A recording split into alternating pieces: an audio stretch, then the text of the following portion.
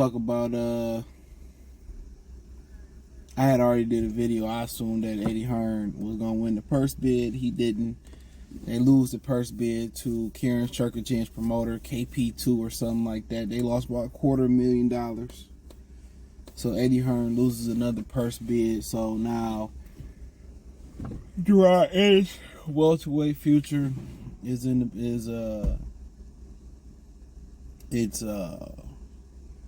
it's in jeopardy. I mean, like I said before, Al's gonna try to freeze him out at 154 pounds. I'm at 147 pounds. You know, Barrios and Stanionis, you know, they ain't fighting them. Somebody came out on Boxing Scene Anonymous and said, but Anonymous answered that the offer was laughable. They sent to Barrios. We know what Stanionis said. He didn't get an offer. Then he said, my team won't bring me an offer if it's not satisfactory. We already know what that means. You gotta pay Al Haymon fighters 3 times the price just for them to leave. And we don't even know in a contract what's the ticket for them to cross the street. You heard Brian Norman Jr.'s manager said the price for them to leave to go fight at another network is 20%. So I gotta get 20% of my payout just to cross the street and fight on another network. Like, that's wild in itself. So Al Haymon, his rate probably double. I don't know that. And that might be why a lot of them guys are reluctant to take deals. Because if I cross the street, you know, is you gonna pay my 20? You gonna pay me an extra 20% so I can take care of Al Haymon? And if I'm getting $5 million, you know what I'm saying? You gotta put 20% on top of that. Like, what's that? $700,000. You know what I'm saying? Like, I'm gonna put $700,000 on top of that. Like, you gonna give me an extra $700,000? Like, that's a lot of money floating around. You know what I'm saying? So that's probably why a lot of people don't want to leave PBC neither. You just never know. And then if we talking about adding, if his rate is double, shit, that's 1.4. I'm just assuming. I don't know nothing. So for the most part, you know, Karen Chukhadzhian promoter might try to take that fight over to his country. And why wouldn't you say, well, I'm gonna plan this fight in my country. Hopefully Boots dropped the belt. Karen Chukhadzhian probably becomes the champion or fights the next highest contender. Now he becomes the champion. And watch how quick PBC try to make Stanionis and Chukhadzhian or Barrios and Chukhadzhian. Now they Boots out the way. Look how quick Norman tried to get in there with Chukhadzhian. Beat Chukhadzhian, and see, you know, that's why Boots left the division. That's how it's about to play. Nobody wants to be the boogeyman. Nobody. The boogeyman doesn't usually have a great ending in boxing. Marvin Hagler was the boogeyman. His last fight, he was robbed. His first title fight, he was robbed. He was robbed a multitude of times in his career. They tried to rob him versus Hearn. If he didn't fix that leak, or he didn't get him before that leak got too bad cut on his head. Lucas Matisse never got a world champion. Not that fake WBA belt. He never got a belt. Could have fought Lamont Peterson at 140, got a belt, then told Danny Garcia he didn't think Danny Garcia was gonna fight him because he had to get out the sanctioning belt body to get the IBF, the WBC, so he passed up a chance to get the belt. Got beat by Danny Garcia. You know what I'm saying? So he left an opportunity on the floor. You know, you look at all these guys, man. That boogeyman don't make a bunch of money.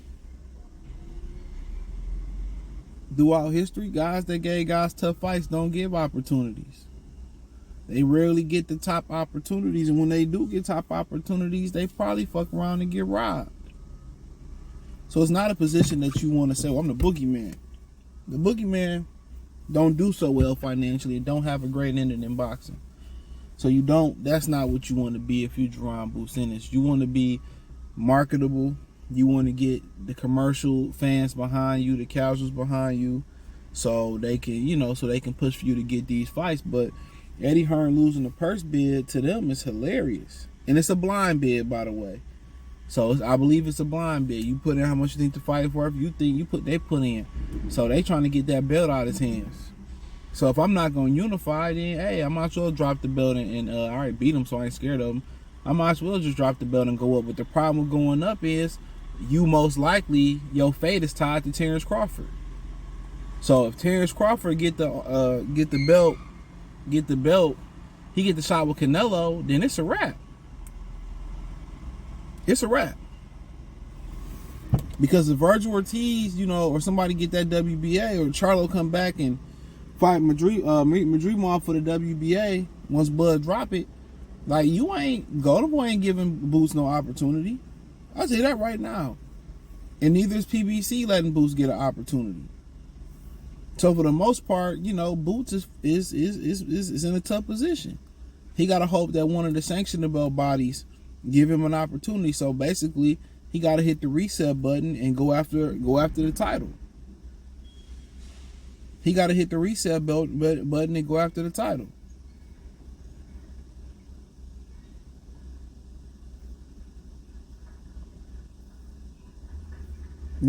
He got to hit the reset button and go after the title. So with that being said, pretty much, like, you stay at 47. I mean, you ain't gonna unify. You can go ask Turkey Ali Sheik to help you unify, but really, the only lifeline he got is Bud. Let's say Bud didn't get the Canelo fight, which we don't know if he will or he won't. He go fight Fondora. He want to get undisputed. Like, do I stick around and get undisputed and then give Boots an opportunity? I mean, that's a great idea. I mean, I don't know. But them losing that purse bid, man, for the most part, they really can't go up to 154. Because then what they going to do? Can IBF say, you know what? Hey, man, we put you in position to fight the Zoo and Madrim, the Brackram winner. Then maybe that might work, because IBF is they strict. So maybe his alternate, thing is to go after the belt at IBF and get a belt.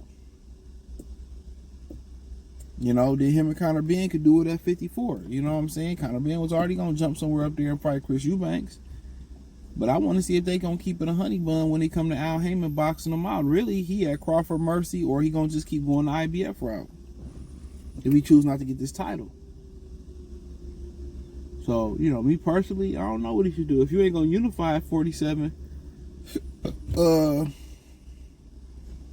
what's the point? 500,000, they could have just gave that to Brian Norman Jr. and made a fight. But I think Eddie probably feel like me. If I give him 500,000, then they gonna want an extra 100,000. They really wasn't serious about fighting. That's probably what Eddie think. But 500,000 could have got you a unification. He did that to Kell Brook. Could have paid Jesse Vargas some money and made Kell Brook a unified champion, and he would have made his money back, because then he could have made Kell Brook versus Manny Pacquiao. But when you in boxing, and Dana White said this a couple years ago, he said every boxing event is like a bank robbery. It's get as much money as you can and get out of town job. He ain't lying. They never look at the long-term solution. They look at the money that's right in front of them. They don't have a plan long-term. It's just about, their long-term plan is this: we're going to marinate this fight and we see y'all in 3-4 years. And that rarely works out. Anytime they marinate the fight is not as good as it was when people first wanted it. Pacquiao, Mayweather, Spence, Crawford. You can go on and on. The only fight they had close that was on time was Triple G and Canelo. And by the time they had a trilogy, Triple G was in a goddamn wheelchair. So most of these elite level fights that they put on that you want to see versus two prime fighters, that's their long-term plan. We'll do it all the way down the line. Motherfucker then lost, got knocked out, had a car accident, got turned out. You don't know what these dudes be on. So, they only like thinking, they real nearsighted. They only thinking about the near future.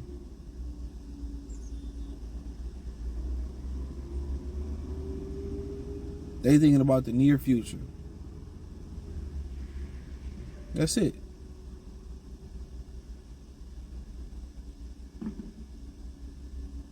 They thinking about the near future. Eddie Hearn would have just, hey man, he believed Kell Brook could beat Jesse Vargas, which he should have at the time. Beat Vargas, got Pacquiao. If you think Boots can beat Norman, what's 500,000? If you think Boots is the real deal, and this ain't a fire drill, nigga, this the real deal. Shout out to my nigga V's. If that's what you think, 500,000, you gonna make that back 20 times off Boots. If you think he the truth, he don't believe in that nigga. If he did, he'd have put that bread up. You know? He got to, well, look here, man. I know y'all want 500. We got 350 or 400. Can we get it done with that? You know what I'm saying? Could have spent the 3, 4, 500,000, had a unification, bought a belt. If you believed in Boots, then he would probably have some type of leverage. Maybe he would have been WBO Super Champion, could have moved up, mandatory versus Crawford. But like I said, Eddie Hearn known for that.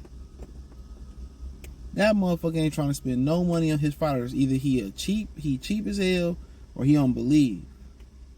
So I'll let y'all be the judge of that. Either he cheap as hell, or he don't believe. But I don't know. Y'all let me know what y'all think. If he cheap as hell or he don't believe. Y'all be the judge of it. But hey, thumbs up the video, share the video, subscribe to the channel. The subscribe button is the bell icon button. Hit all notifications, increase your chance to get notifications. We go live or drop video. Financially, you want to support the channel, Cash App, $CJ Good 313, Venmo CJ Good 313, PayPal link in the description, the link tree. Find me on X, Instagram, Spotify, Anchor, Cash App, Venmo, PayPal. Check out the Patreon. You won't be disappointed. Check the Patreon out. Support the channel. Peace.